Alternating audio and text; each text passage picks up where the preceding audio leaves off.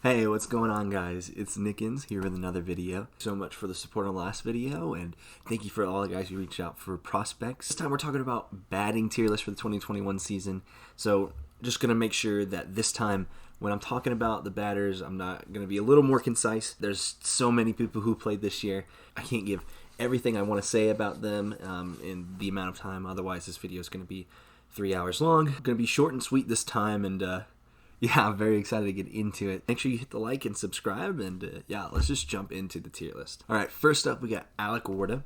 So Alec this year was really amazing. Finally hit 100 home runs, so very much congratulations to him. 70 plate appearances, but really 50 at-bats, so he got 20 walks. Of course, he also had 7 home runs, a 280 average, 486 on-base percentage, 700 slugging, and this year he really made a difference for the Preds. One of the most consistent hitters, I felt like, and really put his team in a position to win. Just with the way that he played, with such a fire, and really, I think, last year was kind of a slump for them batting-wise, especially for the Preds. I think he definitely took it upon himself to really improve and do better this year. And so, because of that, Alec was definitely in that upper echelon, the top kind of guys in the league. And so I'm hovering around an S or an A for him. And I think so far we're going to start it out with an A for Alec, pretty fitting with his name. I think that he definitely deserves the A, maybe even S if this thing goes along and I might change it. But for right now, I think he definitely deserves an A. Unfortunately, he couldn't do enough to get him into the playoffs, but he definitely wasn't holding them back. And so for that reason, I think he definitely deserves an A. Next up, we got Andy Durand. And Andy played really great this season. He only had 1 home run and only, 34 at-bats. He still was able to convert all of his chances. 412 average, 500 on base percentage, 765 slugging, 1265 OPS. So he was definitely a reason that the Cobras won this season, and I don't think we should take away from that he was really impactful when he was on the field. The problem is that he only played 9 games this season, and that is not like a knock against his play. It's just, he would have had more impact and more stats if he was there, and so I'm not going to knock him too much for that. But I think in the most important moments, especially the playoffs and some other games, he was not there. And so because of that, I think that I'm also going to give him an A tier behind Alec. I think he just needs to show up more, man. And he's such potentially, could have won Silver Slugger this year if he plays all those games. But unfortunately, that's just kind of where it's at. And I really hope that he plays more next year, but who knows with football and such, so he's got to have his priorities. But definitely a good season for him. Just needed to be more consistent, need to be out there more. All right, Austin Ford. Austin only played 6 games this season, and he had the worst average. Austin only played 6 games this season, and he had the worst average in the league. Pretty much only got 1 hit, got a few walks, so his on-base percentage is pretty good, but for the most part, pretty much a non-factor. Now that's kind of what happens when he needs some adjustment time from not playing a long time in the league, and he was never an amazing hitter to begin with, but with your other options on the Wildcats with a 3-man lineup, I think you would much rather have him out there. And so because of that, you would much rather have somebody else out on the field than you would Austin. So because of that, I think he's going to get our first F tier of the season, simply because it's average, and he just needs more reps and more time to really flesh out. But that's just the thing about it. Nobody had a huge expectations for him. No, I didn't, at least, and he didn't sink too far below or go too far above. But obviously, you can't have the worst average in the league and be very high on the tier list. So All right, next up is Blade Walker. Blade Walker only played in 3 games this season, which was the last 3 against the Gators, I'm pretty sure. And did fairly well, recorded 2 hits at 5 at-bats, had 727 on base percentage, 100 slugging, and 1.727 OPS. Played pretty well. Hit a dinger. Hit his first dinger in the league. So pretty nice for a 3-game stretch to have a 400 average. I think that I can't give him super high. I think I'm going to have to give him highest for the amount of games that he played. I think I'm going to put him D tier just because there's not a lot going for him, just because of his playing time. But, I mean, a lot of potential there. Probably going to be our highest D tier for the most part for the batting tier list. But, yeah, not too bad at all. And definitely excited for the Eagles' young core coming in next year. And Blade is definitely going to be a part of that. And especially since Neal and Clayton have continued their hitting struggles into this season. So maybe I'll move him up to low C. But right now he is going to stay in D. All right, next up we have Brendan Davenport. Brendan Davenport, of course, played in the last series this season before he had the best on-base percentage of the whole league with 1 walk. And ended up playing pretty okay at the plate. He really sees the ball well, which is something that is really valuable since his on-base percentage is about .526. His average is only 100, so nothing too crazy there. But he definitely sees the ball well. I think he just needs to get more more experience with the pitching, and hopefully can get around on a few more once he sees more film and things like that. So nothing too much else to say other than he just needs some time. And he looked all right when he was out there and was able to see the ball well and get on base, which is, something that Mallard's really needed this season. So I think because that he's able to see the ball well more than the guys at the bottom, I'm going to give him a nice D tier. Probably going to be at the edge of the end of D tier, but still not a bad season from him, and definitely one of those guys that you have to look forward to for the next season, just like Blade. All right, next up we have Ben Wilson.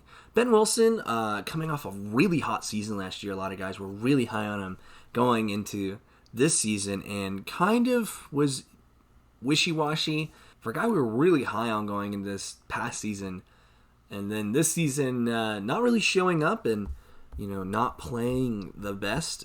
His stats this year were 200 average with 250 on base percentage, 600 slugging, and 850 OBS, or and 850 OPS. So nothing too amazing. He also had a couple of dingers and 5 RBIs. So still able to hit bombs, but just the lack of playing time, lack of experience, the lack of data on him really affects where I'm going to put him. And kind of just a disappointing year. I don't think that he is necessarily down in F, but I don't know if I can justify him putting him in C just yet. So I'm going to give him in the D tier at the moment, and hopefully he improves next season or somehow gets more playing time, because we just really didn't see a lot from him this year. All right, next up is Brendan Baranowski. Brendan played in 12 games this season, and recorded a 171 average, 1 homer, and the very important Preds game with 9 RBIs. Had a 453 on base percentage with 257 slugging and 710 OPS.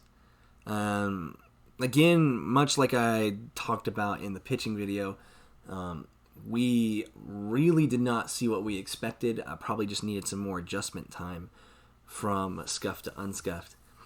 And yet again, I'm finding myself just not really able to find a place for him or put him in a place that is anywhere above D tier what I put him last time. I think the problem is that he just underperformed so much so, at least to the expectations of the community. And so because of that, I think yet again I'm going to have to give him a D tier, probably right around there. Just because, he needs to really show out next season and get some, get into a place where he can really help the Cobras win. Because from sounds of what it was like recruiting him, he would have been a lot better than he actually was on the field this year. So, yeah, just props to Brendan for showing up and playing as well as he could, but man, just needs a lot of work, especially against really good pitchers in the AL. All right, next up we got Brendan Jorgensen. Jorgensen played fairly well this season, I would say, but at the plate it was a little bit of a different story. Had the same form from the regular season into the playoffs. Had a 171 average in the regular season, had a 167 average in the playoffs, had no home runs in the playoffs, and he only had 2 dingers in the regular season, 16 RBIs, which a lot of it I'm pretty sure came off of walks. Kind of in a tough position again for Brendan. He played very consistently, at least, but not again. We expected a lot more growth from him from last season, this season, and instead Zerlag had really had the growth and really improved and really helped the Gators win a lot of games. And so because of that, I think that Jorgensen is probably better than these guys in D tier, but there's no way he's higher than C this year. Got a lot of stuff to figure out at the plate. He can probably continue the same form pitching, and the Gators can still win, but he's definitely got to pick up the bat next season, especially going into such a difficult next season where, again, the competition is going to ramp up even more. And excited to see all the moves. The moves this season, the moves this offseason are going to be very interesting to watch out for. So definitely keep your eye out on those.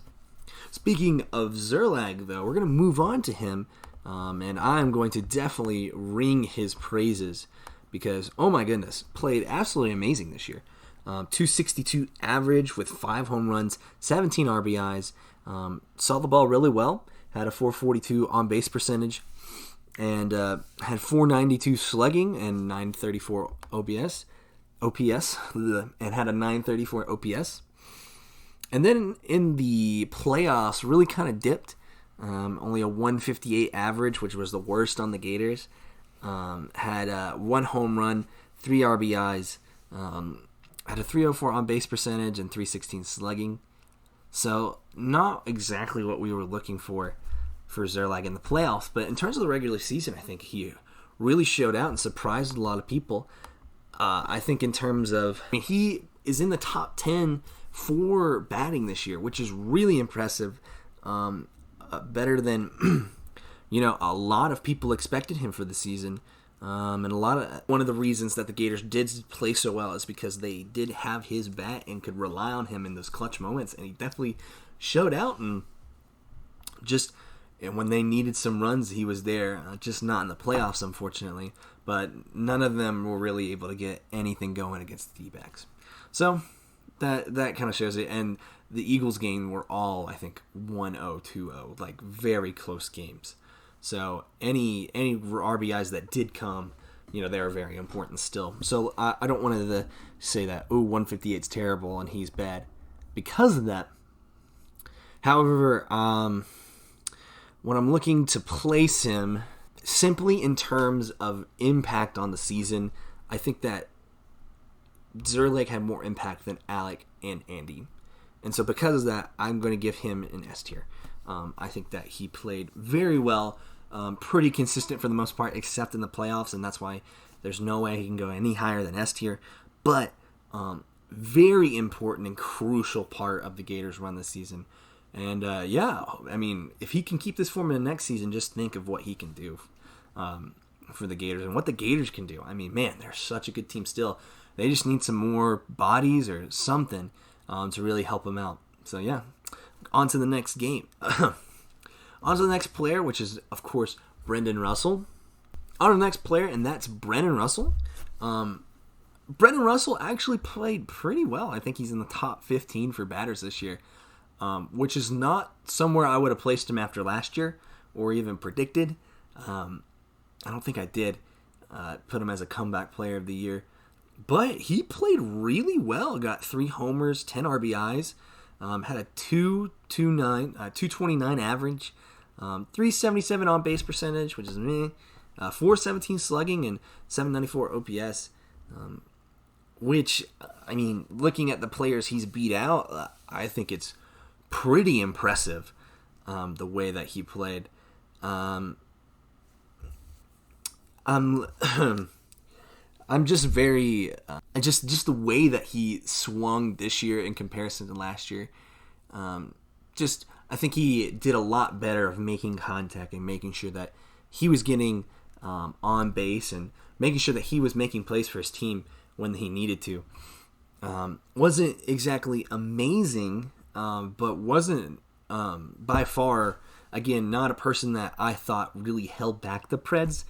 Where as of last year, I thought he really did. But yeah, no complaints from Brendan, or no complaints from Brendan this year. Just maybe if he hit more dingers, but I mean that's such a like, oh, hit a couple of home runs and you're really good. So because of that, I think that I'm going to give him a solid B tier, which is 2 tiers higher than I think I gave him last year. Very close to giving him an A tier, but I think there's a clear distinction between what Alec did and what Brandon did this year. So just very good to see his improvement and that he can still hang with the best pitchers in the league, and that he's just able to still hit off them. But still just going to take some time, just going to need to find himself and hopefully play some better defense. Make sure you touch first. And yeah, thank you. Just very glad to see that Brandon hung around and was really able to do some good work this year. Ooh, next up we got Caden Irwin. Very excited for this one. I was very excited, very high on Caden coming into the season, but of course, didn't exactly meet expectations. In terms of impact, didn't exactly meet expectations in terms of what he was supposed to be as a first-round pick. And so, again, in his pitching video, I wasn't super high on him. And as much as I love Caden, again, wasn't super high on him this season. He did have a good amount of impact with his 3 homers and 316 on base percentage, 290 slugging, 607 OPS, and a 129 average, 40 strikeouts. Really was caught swinging a lot. I think he's one of the most struck. I think he is the most struck out guy this year. Yeah, he led the So this year, Caden led the league in strikeouts, which is not a particular stat you want from your rookie. Again, another disappointing, another guy that we thought was going to have more impact. And I think the scuffed really kind of messed. I'm not exactly sure how the scuffed unscuffed really affected him this year, but I think he's just got to put more power into the ball. He's kind of, with I think just the difference between fast pitch and slow pitch. Fast pitch and this medium style of pitching that MLW does, he's just got to put a little more into it. His swing is always so smooth. And when it hits so well. But I mean, he's just got to put a little more on it, get his hands to the ball on it a little more, and just, man, he could start really doing some damage. So I think because of that, he is definitely a guy that I would love to put in a higher tier. But again, I think he's going to have to go into D tier. I think he's going to go right here into D tier. Just not an amazing season, but just not the impact that we expected, and just needs some time. I think it was just getting used to all the pitchers and stuff. So no sound the alarm, but definitely excited to see what he does next year. And you can definitely see that he will be doing All right. Next up, we got Chris Cheatham, who was, again, pretty consistent this year. Of course, Zerlag was a surprise and clutch moments, but don't forget about Chris. Chris had 7 bombs this year, 26 RBIs, again, a lot from walks, but 473 on base percentage and 576 slugging with a 1049 OPS. Just really solid this year. Had 34 strikeouts, which is pretty high. But for the most part, pretty proud of the way he played this year. In the playoffs, of course, he dipped, but he did lead his team, had a bomb, hit a solo shot, and had a few hits, 269 on base percentage, which lacked around the other guys, but at least he was able to get the most... at least he was able to get some runs for himself and some support. So, I think because of that, I think he plays pretty well and gets himself into a nice A tier. I think I'm going to put him right there. I think that for Chris, he's very close to being up there with Zerlag. And maybe you're like, oh, Chris, Zerlag, but Chris, he just had a few more hits. I think it's not because of Chris's ability. I think it's just because of the impact that his hits had versus Chris. Chris had some really good hits and was able to help his team a lot, but I think Zerlag's had a lot more impact, and that's something that I can't really just quantify with numbers. But I think Chris is definitely deserving of an A tier this year, and definitely played really well. And definitely interested to see what the Gators do in next season, like I mentioned. Next person. Next up, we got Clayton Price. I think we all know where I'm about to put Clayton, unfortunately, and that is into F tier. Clayton has not just been hitting well the past few years, and that's not a knock against his ability because we know he can hit.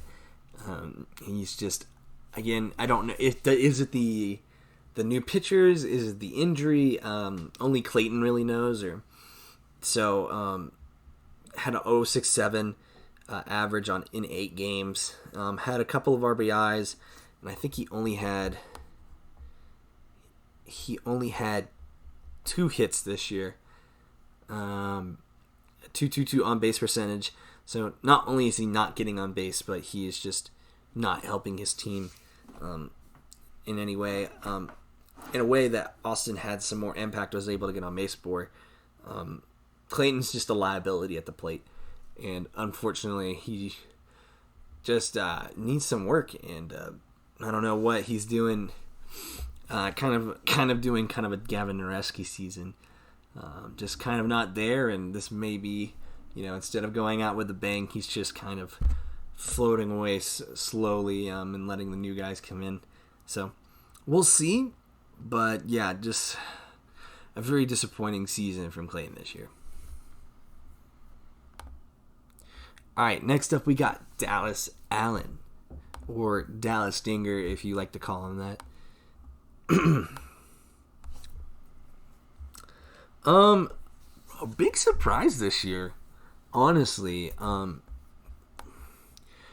think that everybody expected him to be pretty good, but I don't think everybody expected to be that good. Played really well in the postseason. Tied Dan with 200 average and had 3 hits and a homer, which was really important in the series that won them that. And in the regular season, I mean, he was he was in the top 10 for average, 290, had 3 home runs, he had 10 walks. He didn't get struck out a lot, had a lot of good plate discipline, a 463 on base percentage, with 581 slugging and a 10.044 OPS. So a really, really solid season from him. And I think because of that, I'm going to have to give him an S tier. I know that's kind of surprising, but again, I think his impact that he had really took the pressure off of Dan this season. in the hitting department, and that's something they really needed desperately. Played so well, and I think because of that, he just really helped the Eagles this season get into the postseason. And man, like if they didn't have his run support, they probably would have got swept. So I think that definitely deserves an S tier just because of the impact that he was having. All right, next up we have Daniel Schultz. This year he had a 216 average with 5 home runs, 14 RBIs, 323 on base percentage, 529 slugging, and 850 OPS. Dan this season again struggled at the plate. Did all right in the postseason, but only got 3 hits and no impact with 12 strikeouts. Dan is really hot or cold at the plate. We know that he can hit bombs, but it's just inconsistent. And I just really would love to see more consistency out of him from the plate. He's like, he does so well pitching, but just when it comes to, keeping it 0-1, 0-2, like just keeping his team in the game, it's unfortunately that at the plate he can't do the same thing. And so I think because of that, I think that he still had a pretty good season, and I think that he is definitely an A tier. Yeah, I think that's about his spot. I think that because of that, he just he's just so close to becoming like the great superstar that he should be. But until he really starts making contact and getting on base more, I think that's probably where he deserves to be, right in A tier. All right, next up we got Drew Davis. Probably, close to Silver Slugger for the season, definitely in the running. Simply because of his amazing stats this season. 312 average, 10 bombs, 22 RBIs, had a 397 on base percentage, 397 on base percentage, 797 slugging, a 1.194 OPS. Just was the reason the Cobras were in the playoffs. Just his ability to keep them in the game was unmatched this season. Top 5 for average, in the a home run behind the leaders for home runs this season. And so because of that, I think that he is in that spot for me. Even though in the playoffs he did drop a donut, I think that I think if you take into account the reason, I think that if we look at who's in S tier, I think Drew had more impact this year than them. And so because of that, I'm putting him at double S tier. I think that this year he really deserves some credit for really putting the mental side and the mental mistakes that he may have made at the plate, going up at the putting aside the mental mistakes that he made at the mound, and then going to the plate and just making up for it again and again and again and again. So because of that, I think he deserves a double S tier. You may disagree with me, but I'm think this year I'm definitely going more off of impact than I am just raw stats. And I think his raw stats still may back up for him, just not in the playoffs. So I think he'll be in the bottom of double S tier, but I think he's up there with guys for this season, just playing so well. Oh, yeah. All right, next up we got Gus. Gus played okay. Yeah. Gus saw the ball pretty okay, too, in the games that he did play. If this is a meme tier list, he'd be an S or double S, but in terms of him and his on-the-field performance, he had 5 RBIs, but for the most part, he just wasn't amazing at the plate. And for a guy that big, I think he would have a little more impact. So unfortunately, I'm gonna have to put in F. I'm gonna lost flag for this. Yeah, I'm gonna have to put him in F. Oh, jeez, I can already hear the comments now. Oh, man. I'm sorry, Gus. I love you, but I have too many people in D. Maybe I'll move you up, but just from the raw stats, it's just there's a reason. I think there's a clear distinction between the guys in D and the guys in F. And Gus is just barely on the cusp of being in D. But this year just needs some more plate discipline, needs some more plate time. And if give him a year, and I think that he'll definitely get up there. I just can't feasibly do it with him getting one hit. Sorry. All right, next a guy that I'm very excited to talk about. That being Jack Agner. I think I've been very critical of Jack in the past few years, but man, for some reason this year, he just looked a lot different to me. The way he was swinging the bat with a lot more, I was interested last season to see the way that he played and the plate discipline that he was having, and then this year, something about, even though like it may not seem that he was all that different, or all that like more amazing, but I think that this year he had such a huge impact as a spark plug for the Magic, and played really well. I think that we can't really sleep on him, even though from his stats he has a 194 average with 3 home runs, 9 RBIs, 479 on base percentage, 44. He had 484 slugging and 963 OPS. And in the playoffs, he played really well. Really well. 308 average, a home run, and 400 on base percentage, 538 slugging, and 930 OPS. The dude really, really played for his team, put it on for his team, put everything on his back, and played well. For a guy that has been in the league so long, a guy you don't typically think of as a baseball player, you think of him as a professional lacrosse player.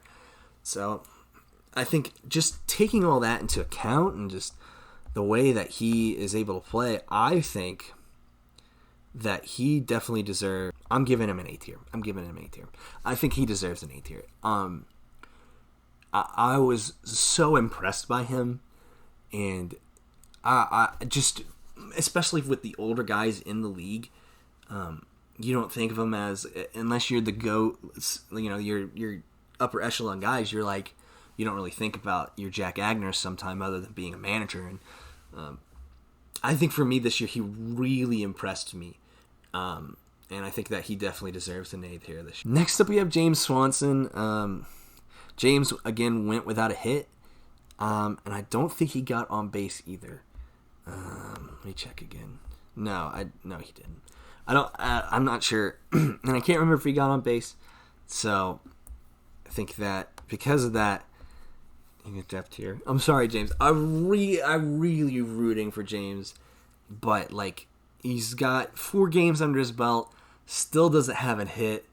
I think, again, my opinion is he needs more reps. He just hasn't had a lot of time in the MLW to develop, just bouncing from teams currently. And I just really wish him the best and wish he could just get somewhere to play more. But yeah, just needs some time, and I would love to see some development from him. But yeah, you can't really not get a hit and be anywhere higher than the lowest spot. So sorry, James, but yeah. All right, next up we got Jason Chadwick. Jason played pretty well this year. Had a 213 average with 4 home runs, 12 RBIs, 431 on base percentage, 468 slugging, and an 899 OPS. In the playoffs, he played all right.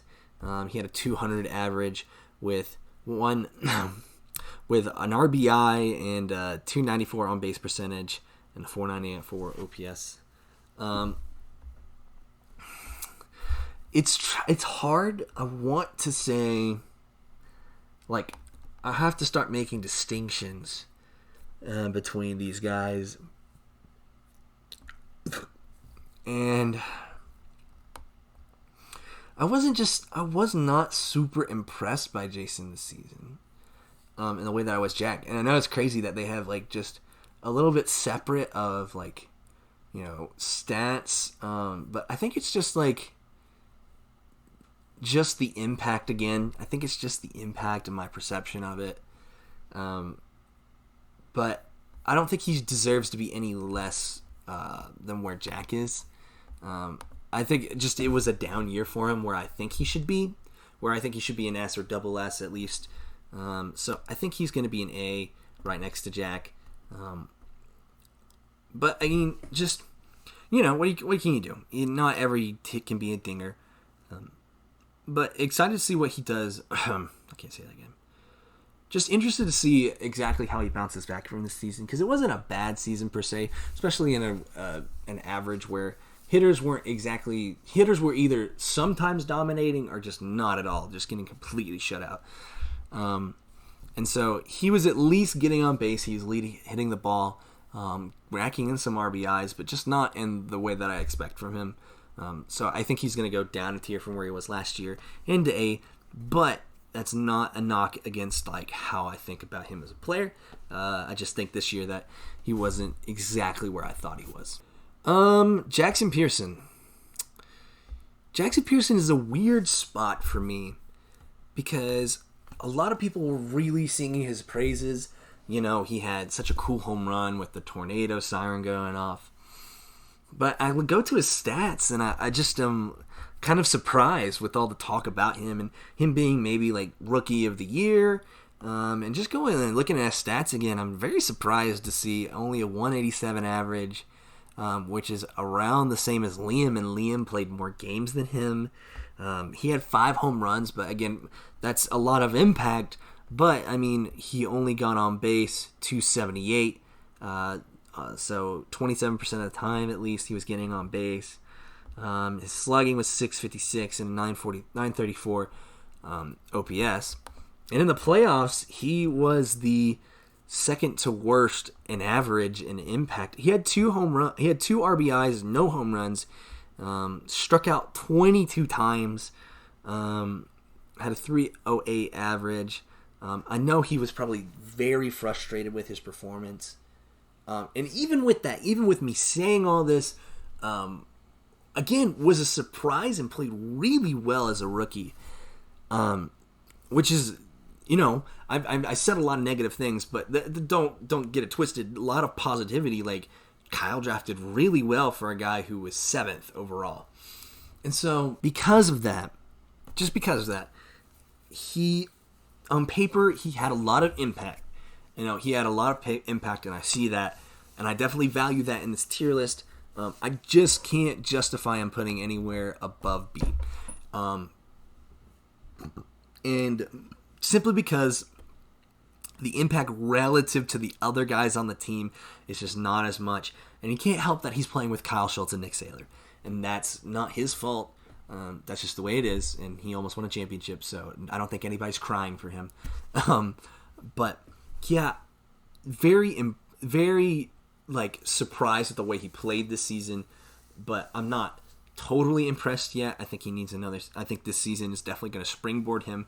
And, man, just imagine how much he improves from high school baseball going into this next season. And wiffle ball, I mean, he could be a beast. And you can just look at a 3-headed monster for the Wildcats. So, okay.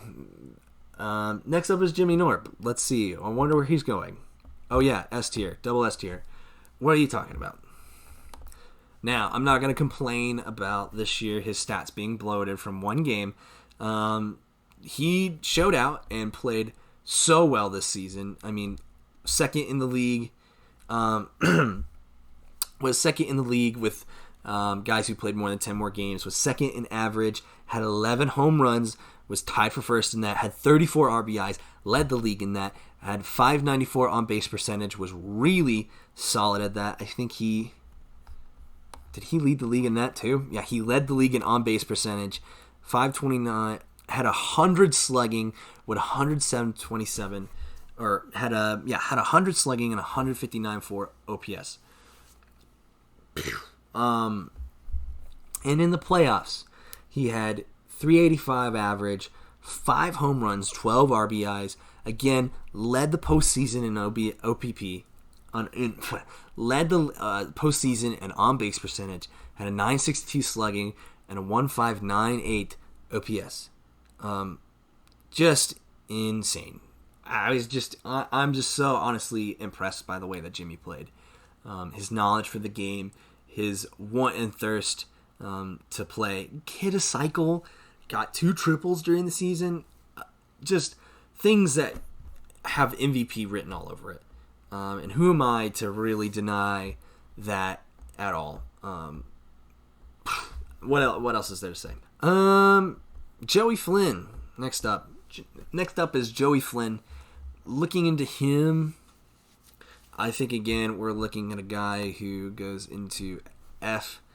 Just not enough information on him. I don't think he played a lot this season other than the first game. And again, just kind of disappeared because the Magic have such a rotating lineup. So, just a tough season for him, and again, not getting a lot of playing time. And, you know, I just really can't speak to much about him other than that. I don't think he even shows up on the stat sheet because he didn't get enough. He didn't have anything this season. So, Jonah Heath, I don't want to get too... So, Jonah Heath, I don't want to get too caught up in the championship season, but I think he definitely had a major impact on the... I think he definitely had a major impact for the Diamondbacks this season, obviously. And just played really well. I mean, just really... played exceptionally throughout the season. He had a... Where's he at? Had 241 average with 4 home runs, 14 RBIs. Got on base half the time with a 544 on base percentage, 463 slugging, and 1,007 OPS. In the postseason, he dipped a little bit, 207 average, 1 homer with 3 RBIs, 465 on base percentage, 310 slugging, 775 OPS. I know that the impact he did have is really great, but Jimmy Norb was really the savior for this season, and so because of that, I don't think that he's in double S tier as he was pitching. I thought he played a lot better pitching than he did batting, but I think he definitely deserves an S tier. He did have a lot of impact, just not to the impact of being in a caliber for an MVP, but definitely up there in S tier. Okay, next up we got Jordan Curry. One of the scrappiest players I feel like. Yeah. One of the scrappiest players I feel like, showed up to every game and just gave it his all. Had one of the greatest moments this season with his walk-off home run, being his first home run. And played pretty well, a 192 average with 417 on base percentage, 308 slugging, 724 OPS, so not bad. Only 1 homer, 6 RBIs. Kind of was a spark plug, kind of like what we imagine, like what kids could see themselves as in MLW. Of course, everyone wants to be Kyle or Dan, but like just imagine like your dreams coming true, having that kind of special moment, just pure joy. I think because of that, I'm going to put him in B tier, the low B tier. Actually, I'm going to put him in C tier. I'm going to put him in C tier. Just, his impact was a spark plug, but didn't necessarily show in the stats. And he didn't play in the playoffs. And Jorgensen did, and I think that is a little bit more of value. So I don't want to discredit Jorgensen in that. And so, because of that, I think Jordan Curry is going into C tier. Kyle Schultz, what need we say more? S tier, I think that he is going to go above Drew. Just led the league in average, 464. Only had 4 home runs, which is surprising, but 19 RBIs, 579 on base percentage was up there for leading the league in that. 696 slugging, 1275 OPS. Postseason led in average. Played them in 7 games, of course, as well. 4 home runs, 10 RBIs, making those home runs count. 476 on base percentage, 722 slugging, so 1.198 OPS. Just so solid, always making contact, just able to read the pitch so well and just put it in play in a place where he can get on base and get his team in position to win games. I mean, what more can you ask for a guy who just always is getting on base in such a reliable way? So because of that, he's definitely going in. And so because of that, he's definitely going into Double S tier. Liam Jackson played pretty okay in the playoffs for his 3 games. Recorded a hit for 250 average and got on base, which is really all you need. That's really important in the playoffs. And then played okay, 187 average during the year, 413 on base percentage. Struggled at pitching, but on the plate, just kind of one of those solid guys. So because of that, I think that he is going to go also into C tier. Just a little bit above these guys at the bottom, but just pretty solid, and hopefully he makes improvements that he had last year. He played really well last year, and in the few games he did play, it had a lot of impact.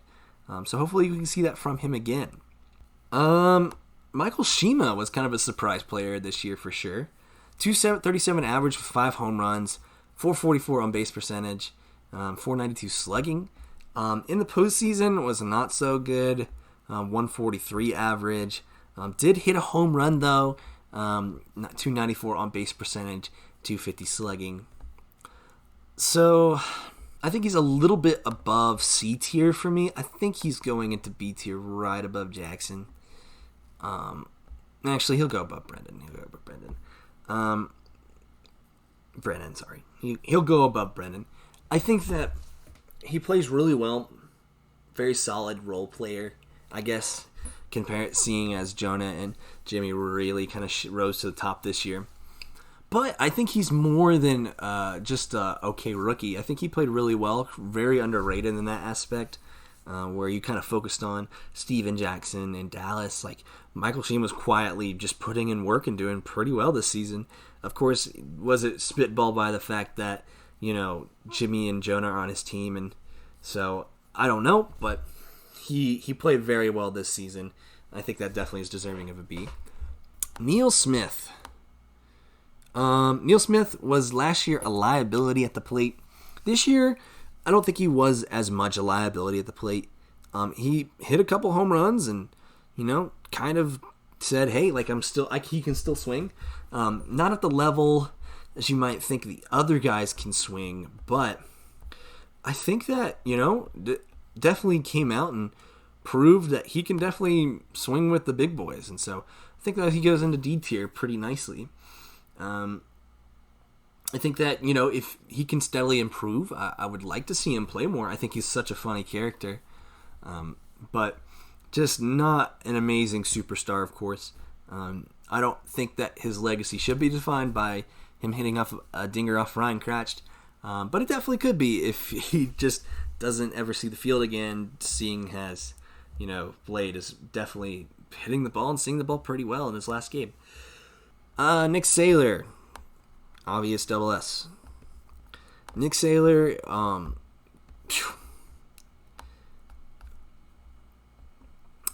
had a 3.33 average, 11 home runs, 29 RBIs, 586 on base percentage, 944 slugging, and a 1430 OPS.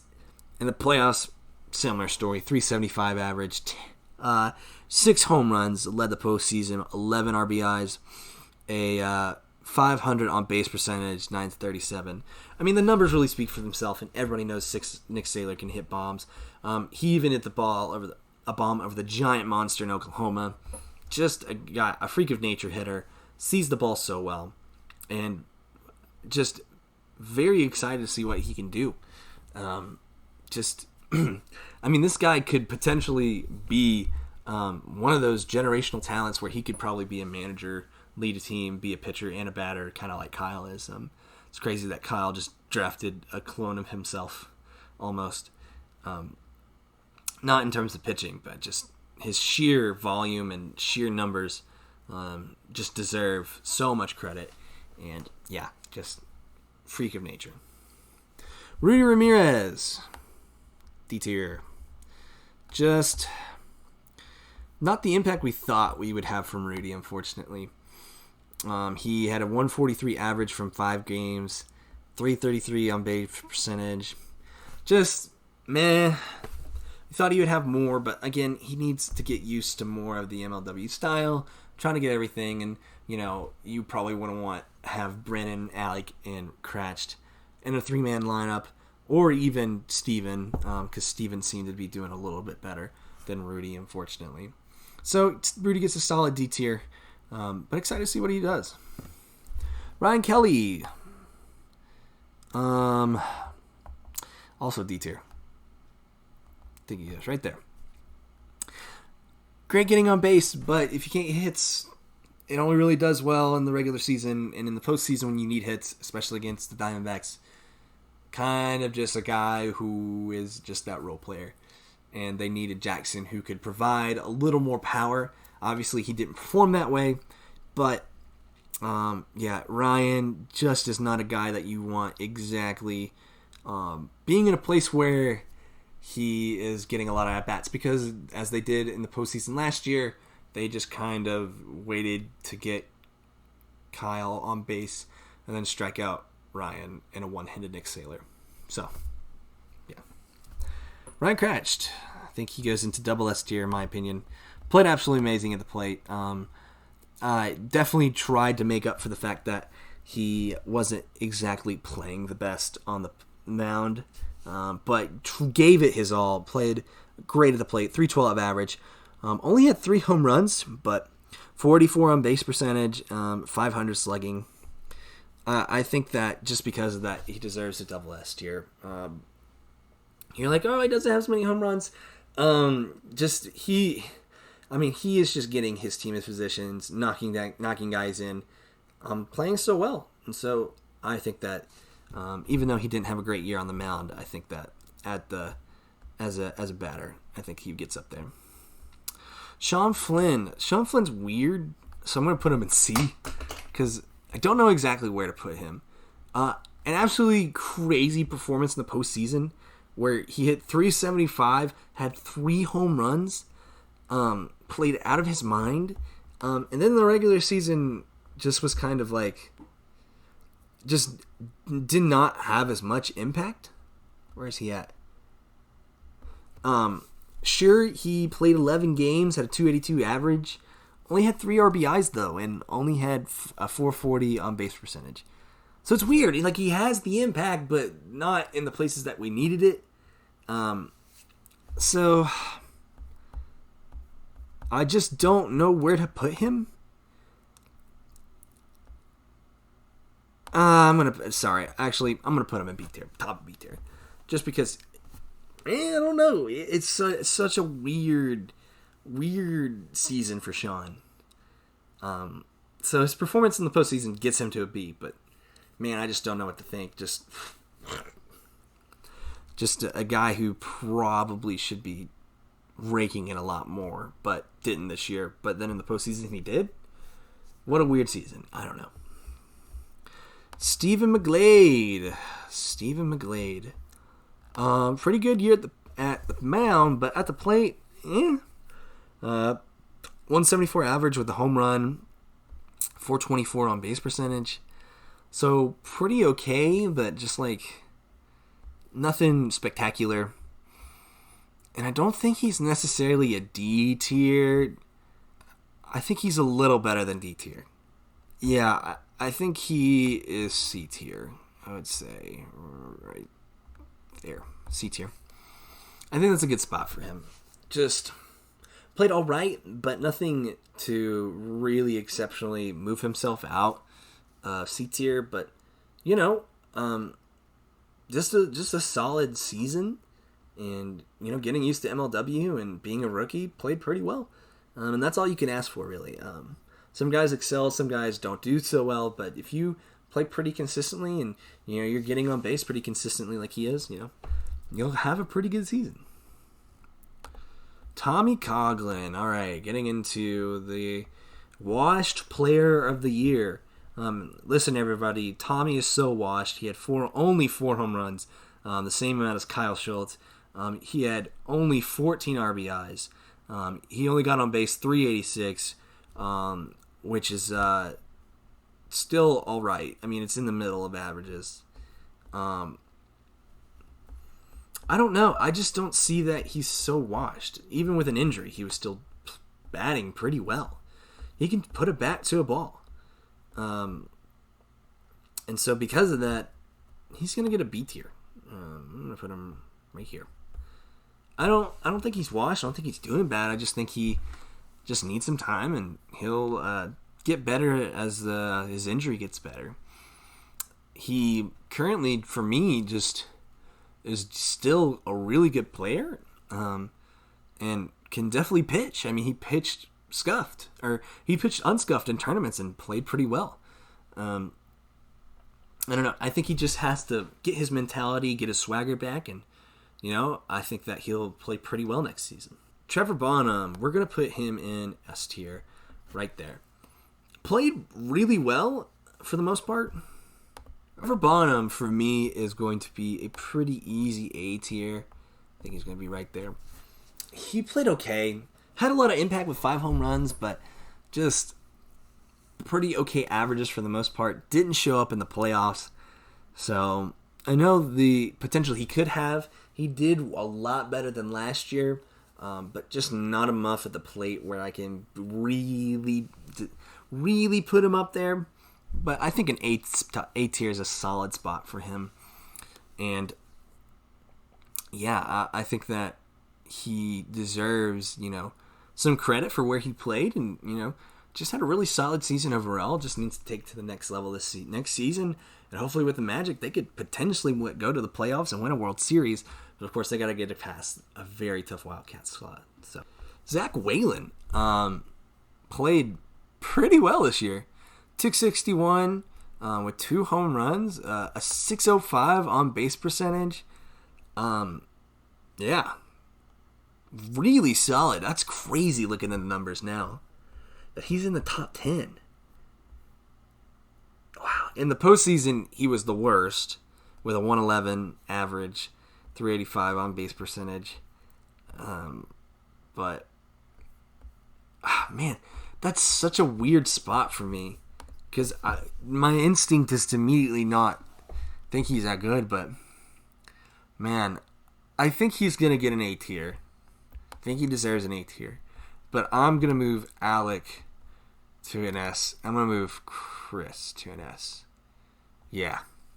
I think to even it out more. Yeah, I think that's about where I want to put everything. The tier list, I'm trying to think. Do I want to move anybody down or up? I think that's about where I want to put it. So, yeah, let me know what you guys think in the description. Or let me guys know what you think in the comments down below. A pretty amazing season. And kind of tough to distinguish, honestly, between all of these guys. But a lot of these are just going off my gut instinct and just their impact that I felt they had on the field. So, yeah, let me know what you all think in the comments. I know I already got some flack for some of these. I'm not perfect, and of course everybody has their opinions. Last year I got a lot of comments about people's opinions and how I didn't do well, but maybe this year I did better. Who knows? So yeah, let me know what you think down in the comments, and I'll definitely see you all next time for prospects videos and hopefully more stuff in the future. Maybe branching out to more sports to talk about. Not exactly sure yet. Just let me know what you think down in the comments. Any video ideas, suggestions. Bang, bang, bang. Link in the description. So, yeah. I'm Nickens, and I'll see you guys later.